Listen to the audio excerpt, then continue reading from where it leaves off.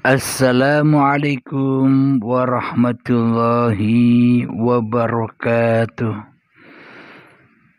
Bismillahirrahmanirrahim. Ashhadu an la ilaha illallah wa ashhadu anna Muhammadar Rasulullah. Allahumma salli ala sayyidina Muhammad wa ala ali sayyidina Muhammad. Rabbi israh li sadri wa yassir li amri wahlul 'uqdatam min lisani yafqahu qawli. Amin. Bismillahirrahmanirrahim. Salam hormatku untuk para sahabatku tercinta dimanapun Anda berada. Semoga kebahagiaan dan kegembiraan selalu terlimpah kepada kita semua. Amin ya rabbal alamin. Alhamdulillahirabbil alamin. Kita melanjutkan kembali bahwa hari kesudahan itu adalah tempat indah yang mana wajib bagi manusia untuk kembali kepadanya. Inilah zikir-zikir penenang hati, zikrullah.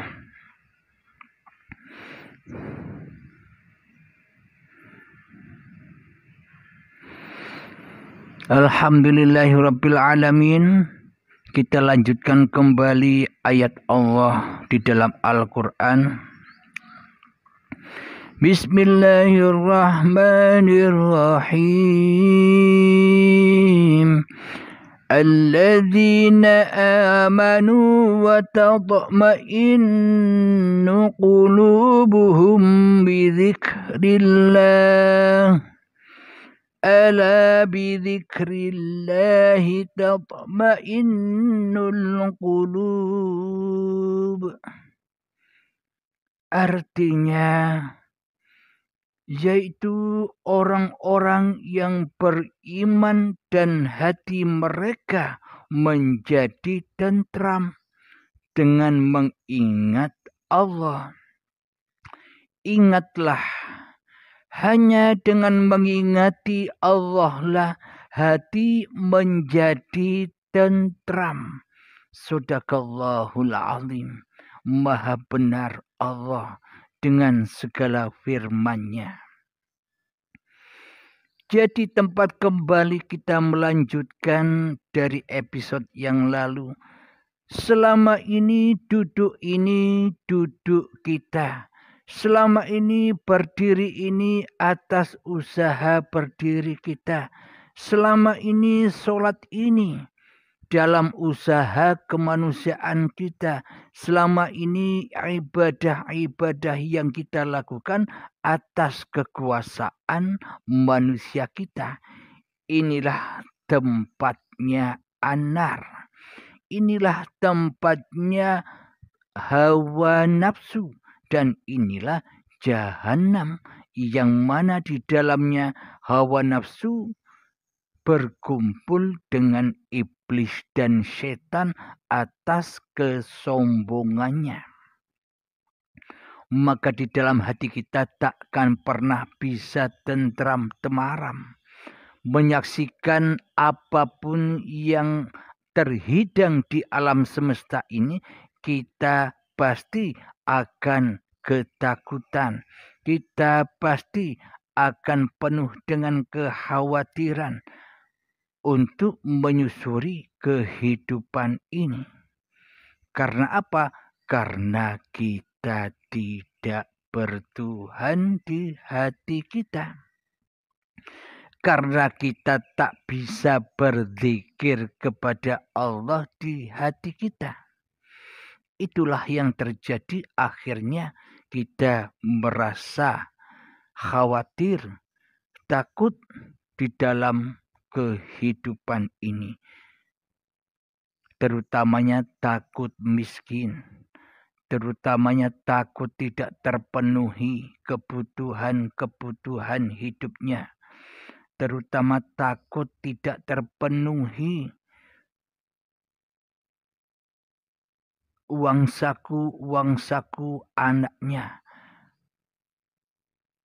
kebutuhan-kebutuhan sekolah anaknya, semua penuh dengan ketakutan. Karena apa?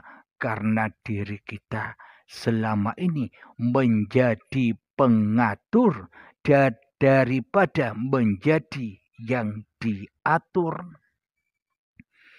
Karena belum bertemu dengan hari kemudian. Karena belum bertemu dengan hari berkesudahan. Dan karena belum bertemu dengan kematian. Jadi yaitu orang-orang yang beriman dan hati mereka menjadi tentram dengan mengingat Allah. Jadi mengingat Allah itu ada versi zahiriyahnya atau versi syariatnya, yakni dengan sesebutan-sesebutan. Contoh, subhanallah, walhamdulillah, wala ilaha illallah, wallahu akbar. Itulah kalimat-kalimat thayyibah. Jadi untuk mencapai hati yang tenang, berzikirnya tidaklah cukup hanya diungkap dan diucapkan saja. Agar sambungnya zikir secara syariat dan secara zahir ini pun harus dibangun pula hatinya. Agar apa? Agar seluruh syariat, agar seluruh zikir yang kita ungkapkan bisa menerobos naik menuju kepada hadratillah. Dengan hadirnya siapa hakikat yang bisa berzikir itu. Tanpa demikian, maka takkan pernah bisa menemukan ketenangan. Tanpa demikian, takkan pernah bisa bertemu dengan hari kemudian. Tanpa demikian, takkan pernah bertemu dengan hari kebahagiaan dan kegembiraan yang hakiki di sisi Tuhannya. Inilah surga yang dimaksud itu. Maka ingatlah, hanya dengan mengingat Allah lah hati akan menjadi tentram, tenang, santai, enjoy. Tanpa berzikir kepada Allah, maka kehidupan ini pasti akan menemukan kesengsaraan. Tanpa mengingat Allah itu, maka hati kita selalu ditimpa bencana demi bencana. Jadi bencana yang zahir bisa kita lihat bencana alam, tsunami, hujan lebat, banjir, petir, tanah longsor, gunung meletus, semua itu bencana-bencana yang berupa zahiriyah.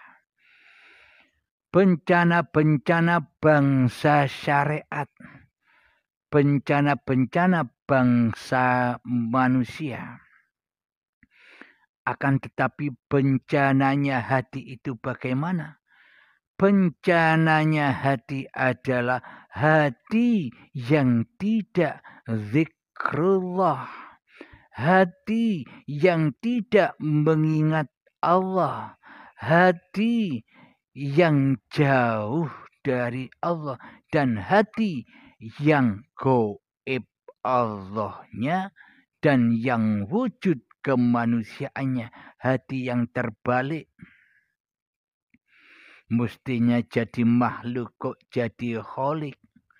Mestinya jadi yang dipimpin kok menjadi pemimpin. Mestinya jadi yang dicipta kok menjadi pencipta. Itulah hati kita semua selama ini.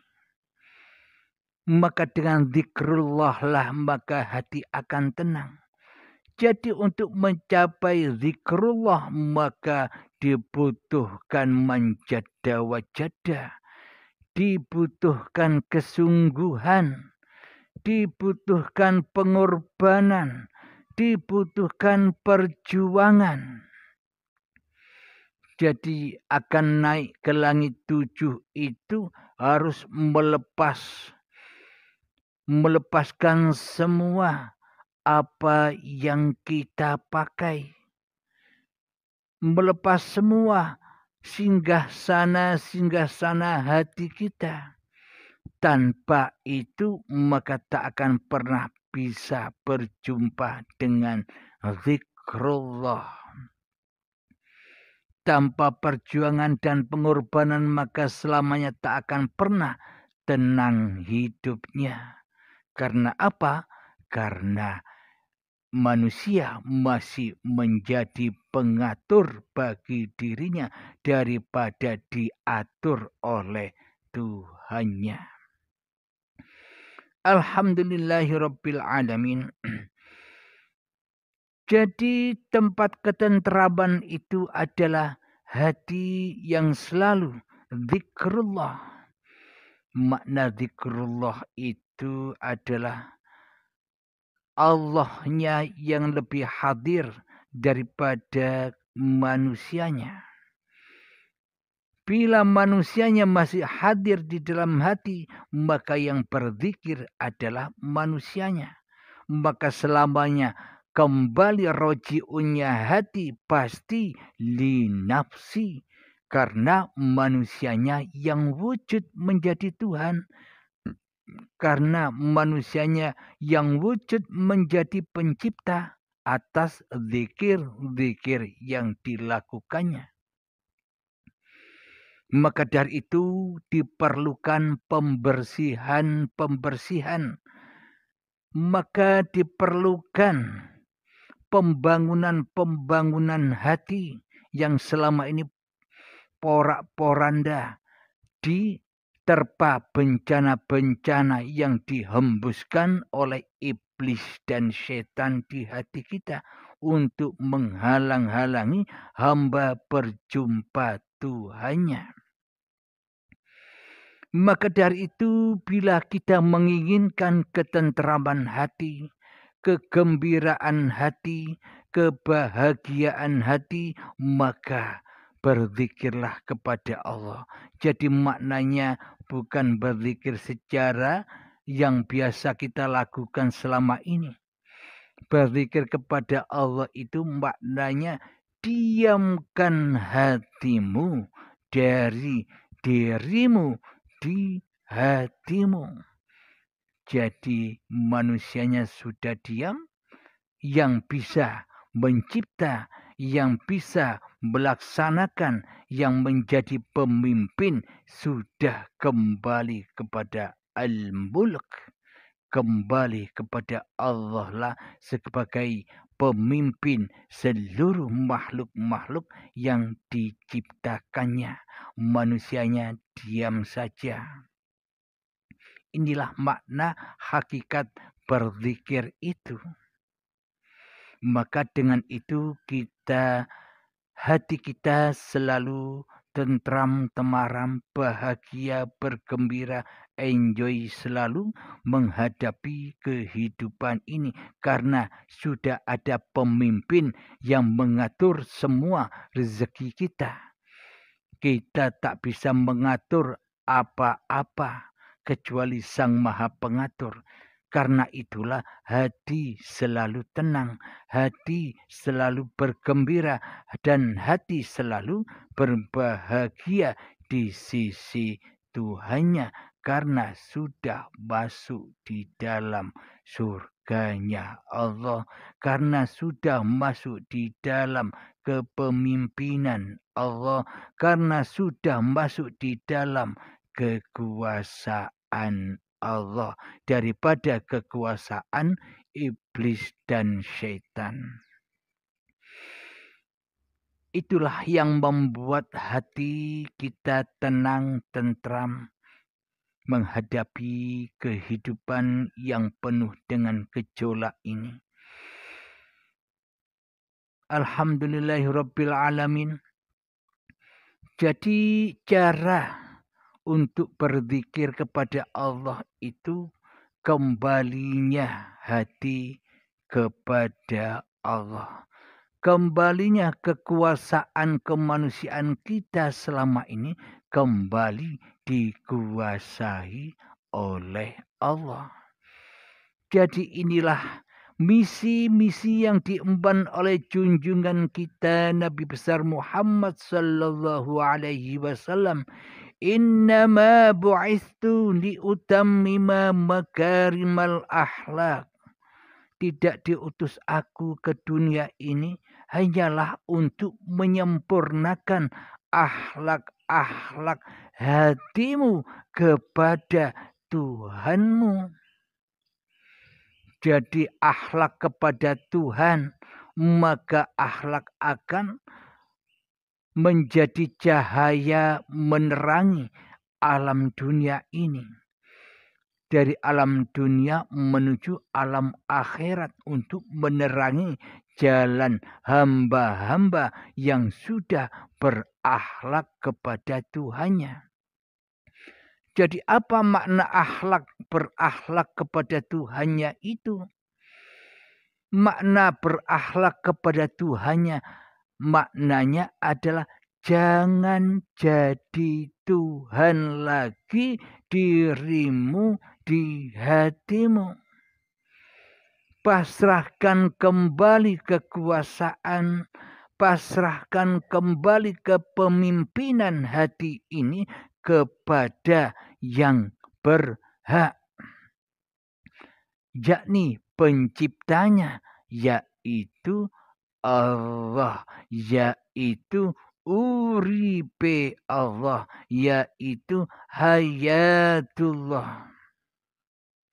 Karena tanpa hidup, karena tanpa uripe Allah, maka semuanya takkan pernah ada. Kejadian-kejadian semuanya tak pernah ada. Masalah-masalah takkan pernah ada tanpa uripe Allah, tanpa dihidupkan diri kita dengan hidupnya Allah. Jadi semua ini, jadi segala sesuatunya yang ada di alam semesta ini ada karena diri kita dihidupi oleh uripe Allah. Berarti yang tahu segalanya ini kan bukan manusianya. Berarti yang bisa menyaksikan segala sesuatu ini kan bukan manusianya. Berarti yang bisa berzikir ini kan bukan manusianya. Akan tetapi selama ini iblis dan setan telah membawa jauh hati kita dari Tuhan yang menciptakan diri kita. Dengan kesombongan iblis dan setan mengajari kita agar kita melawan Allah, agar kita memerangi Allah, agar kita mensekutukan Allah. Maka dari itu, atas ajaran, atas nasihat iblis dan setan yang berupa hawa nafsu kita sendiri di hati kita selalu menasehati, bro, ini hidupmu. menasehati, bro, ini badanmu. Menasehati, bro, ini tindak lakumu. Menasehati, bro, ini dudukmu, ini berdirimu, ini sholatmu, ini ibadahmu, ini kebaikanmu. Semuanya diutus iblis dan setan agar menguasai semua yang kita lakukan atas kuasa diri manusia kita di hati kita. Berarti Tuhannya siapa selama ini? Allahkah atau iblis dan setan yang bersinggasana di dalam hawa nafsu kita sendiri selama ini?